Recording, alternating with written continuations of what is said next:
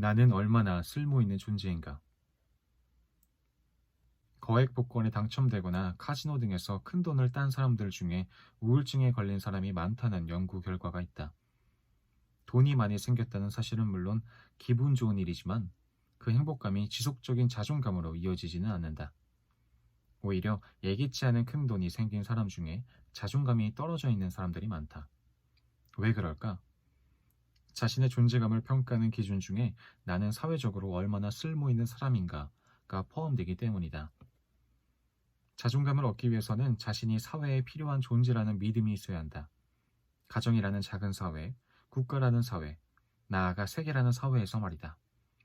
성장기에 부모님의 칭찬이 목마르거나 투표에 참가하고 나면 뿌듯한 것이 바로 이런 이유에서다. 내가 없어도 잘 돌아가는 세상. 나의 대학 생활은 단체 생활이었다. 아침부터 강의실에 모여 앉아 수업을 듣고 나면 조별 실습과 실험이 기다리고 있었다. 늘 동기와 선후배, 교수님에게 둘러싸여 혼자 있을 시간이 없었다. 그래서 방학이 되면 혼자 여행을 가곤 했다. 무작정 터미널에서 막차를 타고 가능한 한 먼 곳을 향했다.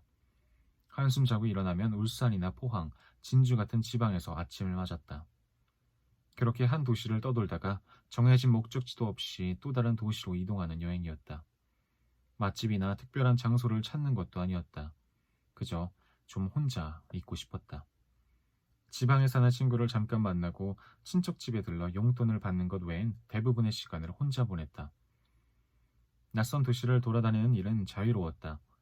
마주치는 모든 사람들은 생전 처음 보는 이들이었다. 미워할 필요도 없고 관심을 가질 필요도 없었다. 하루를 보내면 지친 마음에 다시 여유가 찾아오곤 했다. 그렇게 혼자 지내다 보면 며칠 뒤 좋아하는 사람들이 생각났다. 보고 싶은 사람, 얘기 나누고 싶은 사람, 만나고 싶은 얼굴들이 하나둘씩 떠올랐다. 조금 더 시간이 지나면 나와 부대끼던 사람들도 생각났다. 나를 부러워하던 사람들, 비난하던 사람들, 이용하던 사람들도 생각났다. 모든 사람이 그립지는 않았지만 외로움이 깊어질수록 그들에 대한 반감도 조금씩 줄어들었다. 신기한 체험이었다. 사람들에게서 멀찍이 떨어져 있고 싶던 마음과 혼자라는 외로움이 엇비슷해질 정도가 되면 나는 어느새 서울로 향하고 있었다. 가끔은 여행지에 도착하자마자 서울로 올라오고 싶을 때도 있었다. 그렇게 혼자 다니던 여행을 끝낸 건 외로움이나 사람들에 대한 그리움 때문이 아니었다. 조바심. 내가 없어져도 세상이 나를 찾지 않는다는 생각에 조금씩 조바심이 났다. 나 하나 없다고 세상이 발칵 뒤집히는 일 따위는 일어나지 않았다. 여행이 길어지면 길어질수록 나는 자유로워졌지만 그만큼 불안했다. 가끔씩 나를 아랑곳하지 않고 평화롭게 돌아가는 세상에 대해 마음이 서럽기까지 했다. 대학을 졸업하고 인턴을 거쳐 전문의가 되고 학자로서, 치료자로서 살아가면서 조금씩 마음이 편해졌다. 나는 그것이 다른 이유 때문이 아니라 나를 찾는 사람들이 늘어난 데서 오는 안도감이라고 생각한다. 끊임없이 환자가 찾아오고 예정된 학회 발표와 강연이 줄을 서 있는 요즘에 만약 예전처럼 훌쩍 혼자 여행을 떠났다가는 아마 하루 만에 실종 신고가 들어갈 것이다. 사실 그건 참 흐뭇한 일이다. 성공은 사회적 가치를 획득하는 행위. 사회에서 얼마나 그 사람을 필요로 하는가를 살펴보면 그 사람의 성공 정도를 가늠할 수 있다. 물론 복권 당첨자도 어떤 면에서 성공한 사람이다. 하지만 그의 성공은 정확히 돈 하나에 한정된다. 그의 인격이나 가치와 전혀 상관없다. 회사의 사장이 중요한 이유도 마찬가지다. 직원 중 누군가 아프면 다른 이가 대신할 수 있다. 하지만 직급이 높거나 중요한 사람이 자리를 비우면 대체할 사람이 줄어든다. 없으면 큰일 나는 사람, 도저히 대체할 사람이 없는 사람. 우리는 그를 성공한 사람이라고 부른다. 자존감에 문제가 생기면 나는 이 사회에 필요한 존재인가? 라는 질문이 고개를 든다. 입사 시험에 연속으로 떨어지면 나를 필요로 하는 곳이 없다는 생각에 자존감이 흔들릴 수밖에 없다. 직장에서 비난을 듣거나 부모에게 못난 놈, 쓸모없는 놈 이란 말을 듣는 사람은 자존감이 샘솟을 리도 없다. 우리의 사회적 관계와 역할은 감정에까지 연결된다. 누구나 타인의 관심을 받고 싶고 필요한 존재로 인식되고 싶어 한다. 그게 전제가 되어야 사회생활이 가능해진다. 사회가 나를 필요로 한다는 느낌은 사회적 본능을 충족시킨다. 나에게 문제가 생겨도 사회가 거두어 줄 것이라는 안도감을 주기 때문이다. 반면 사회에서 거부당하거나 무관심이 지속되면 불안이 커질 수밖에 없다. 타인의 나쁜 평가에도 그것은 단지 그들의 평가일 뿐이라며 덤덤할 수 있다면 모르겠지만 보통의 경우 타인의 낮은 시선은 그대로 자신에게 투사되어 스스로를 낮게 평가하는 결과를 낳는다. 사회의 가장 작은 단위인 가족을 보자. 가족에게 내가 필요 없는 존재라는 생각이 들면 자존감은 가차없이 흔들린다. 나 때문에 부모님이 원치 않는 결혼 생활을 이어가는 건 아닐까? 나 같은 자식은 있으나 마나한 존재야. 라는 생각이 드는 상황에서 자존감을 지키기란 매우 어렵다. 필요도 없고 타인의 인생을 망친 자기 존재에 만족할 인간은 세상 어디에도 없다. 외도하는 사람의 심리. 결혼 생활도 마찬가지다. 가족이나 배우자에게 필요 없는 존재라는 생각이 들면 자존감이 흔들린다.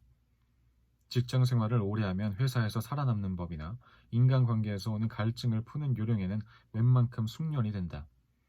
하지만 내 경험상 그런 사람일수록 배우자나 가족에게 존재감이 약한 경우가 많다. 오랜 관찰 끝에 알게 된 사실 하나는 회사 안으로서 꽤 괜찮은 나가 배우자에게는 전혀 인정을 받지 못한다는 것이다. 이럴 때 자신의 가치를 높게 평가해주고 응원해주는 이성이 회사에 있다면 어떨까? 과장님은 그렇게 불리한 상황에서도 어쩜 그런 결과를 이끌어내세요? 정말 대단하세요. 라거나 평소 늘 존경하고 있습니다. 많이 가르쳐주세요. 라고 말하며 나를 인정해주는 사람이 있다면 누구라도 기분이 좋고 마음도 편안해질 것이다. 사회적 존재로서 가치를 인정받으니 자존감이 덩달아 공명을 일으키게 된다. 오피스 와이프나 오피스 하즈번즈를 둔 사람들은 하나같이 말한다. 배우자는 인정해주지 않는 자신의 존재를 그들이 알아준다고. 배우자가 일 중독자라는 독소를 쏟아낼 때 그들은 반대편에서 위태로운 자아를 일으켜 세워준다. 실제로 외도에 빠진 사람들을 만나보면 상당수가 자존감이 떨어져 있다. 그들이 죄다 넘치는 바람기를 주체할 수 없어서 성욕이 남아나서 일탈을 하는 게 아니란 뜻이다. 누군가에게 인정받고 싶은 본능이 그들도 모르는 사이 일탈의 주인공으로 만드는 면이 있다. 가족이 인정해주지 못한 자신의 가치를 밖에서 찾는 것이다. 그렇다고 내가 외박이나 일탈을 찬성하는 것은 아니다. 어떤 이유에서건 심지어 그것이 자신의 가치를 되찾기 위한 격렬한 몸부림이었다고 해도 외도는 합리화될 수 없다. 그것은 마치 돈을 벌고 싶다고 카지노에 가는 것과 같다. 도박장에 있는 그 많은 돈은 내 것이 아니다. 마찬가지로 외도를 통해 자존감을 회복하고자 하는 것 자체가 서글픈 일이다.